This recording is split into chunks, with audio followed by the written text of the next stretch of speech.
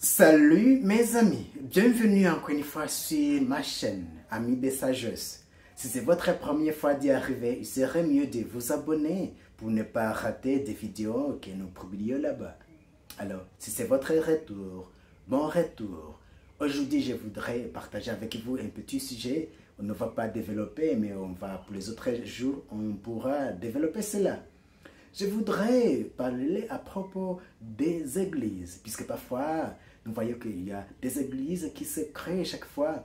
Est-ce que vraiment Dieu aussi, et il y a plusieurs dieux, je ne sais pas. Est-ce qu'on peut penser qu'il y a plusieurs dieux?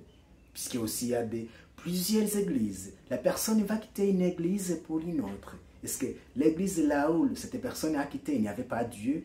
Est-ce que là où cette personne va aller, c'est là où il y a Dieu? On va aussi voir ce qui concerne maintenant la parole de Dieu et la Bible. Est-ce que vraiment la Bible c'est la parole de Dieu? Ou bien, avant tout, la parole de Dieu est différente de la Bible? Puisque la Bible, tout d'abord, nous voyons que c'est comme, c'est même une bibliothèque. Ce n'est pas un seul livre, il y a beaucoup de livres. Est-ce que tous ces livres, c'est la parole de Dieu qui est écrite là-bas? Ou bien il y a aussi autre chose? Est-ce que vraiment, comme vous voyez, la parole de Dieu est trop différente de la Bible? Parce que dans la Bible, il y a beaucoup de choses. Il peut y avoir des lois, surtout. Tu vas voir que beaucoup de choses concernent le peuple d'Israël. Israël, et c'est le peuple-là qui se dit être choisi par Dieu. Est-ce que les autres peuples ne sont pas choisis par Dieu? On se demande si vraiment l'homme est comme, si nous voulons prendre toutes choses à la lettre. Nous sommes tous descendants d'Adam et Ève. Alors, comment il y a eu le peuple d'Israël pour être choisi? Et les autres peuples, ce sont donc des païens, des autres peuples bien sûr. Et que Dieu était seulement pour le peuple d'Israël. Dans la Bible, on va voir qu'il y a un Dieu qui tue. Et les Israélites aussi vont dire qu'en tout cas Dieu les a aidés peut-être en punissant des Égyptiens. On va se demander un Dieu pareil qui punisse, qui se contente pour la mort des autres personnes, alors que c'est un Dieu qui a créé toutes ces personnes. Toutes ces personnes sont égales devant Dieu. Comment tu peux me dire qu'alors il y a un peuple qui est choisi par Dieu? Alors, c'est un Dieu d'Israël, il faut que ça reste pour ce peuple seulement d'Israël. Et comment ça peut maintenant, on peut dire que nous aussi, nous aspirons à ce Dieu, bien sûr, d'Israël, et que nous, on n'est pas bien sûr choisis. Dieu qui nous a créés, étant des peuples qui sont créés par Dieu, c'est un Dieu pour tout le monde. Il ne peut pas dire qu'il y a un peuple qui soit proche de Dieu plus que l'autre peuple. Et lorsque nous disons que tout ce qui est dans la Bible, c'est la parole de Dieu, une parole inspirée, là-bas c'est vraiment à mentir.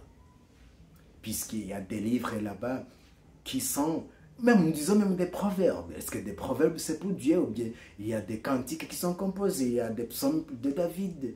On va voir qu'il y a même le livre d'Esther. C'est un livre qui se termine même sans avoir parlé de Dieu ou bien mentionné le nom de Dieu. Comment tu peux arriver à me dire que c'est la parole qui est inspirée? Un Dieu qui change avec des temps. On va avoir un Dieu de l'Ancien Testament et par après on va trouver aussi un Dieu du Nouveau Testament. Est-ce que ce sont les deux dieux? On a besoin bien sûr des éclaircissements. Peut-être vous allez m'aider peut-être à avoir des éclaircissements, mais aussi il faut penser à aussi pourquoi nous pouvons dire qu'il y a un peuple qui soit choisi plus que les autres peuples.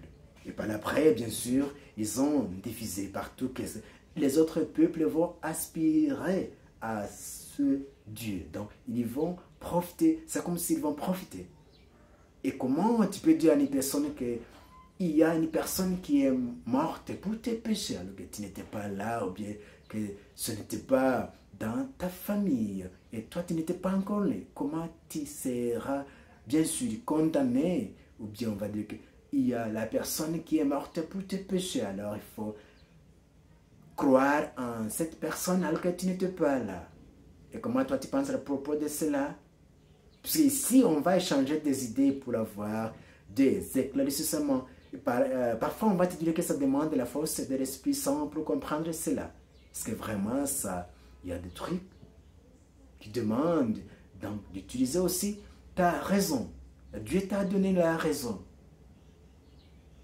La raison et la foi, c'est comme deux ailes, comme il y a le Saint-Père Saint Jean-Paul II qui disait que la foi et la raison doivent marcher ensemble.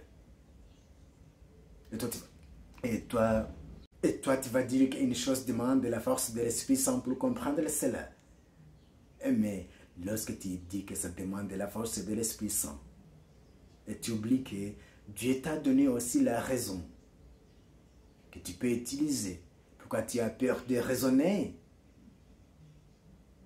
Alors que Dieu t'a donné cette capacité. Il faut te rappeler qu'il y a des personnes peut-être qui ont un handicap mental qui ne sont pas mesurés peut-être de bien réfléchir. Toi, tu es là même pour les guider. Alors, mes amis, j'ai besoin de vos commentaires, de vos partages. Ça va nous aider à grandir ensemble, à mener des réflexions bien sûr qui vont nous aider à grandir spirituellement, à grandir mentalement, à avoir un esprit qui est bien réfléchi, qui arrive à bien penser. Si vous n'êtes pas encore abonné, il serait mieux de le faire. Et si vous êtes déjà abonné, grand merci. À nous revoir.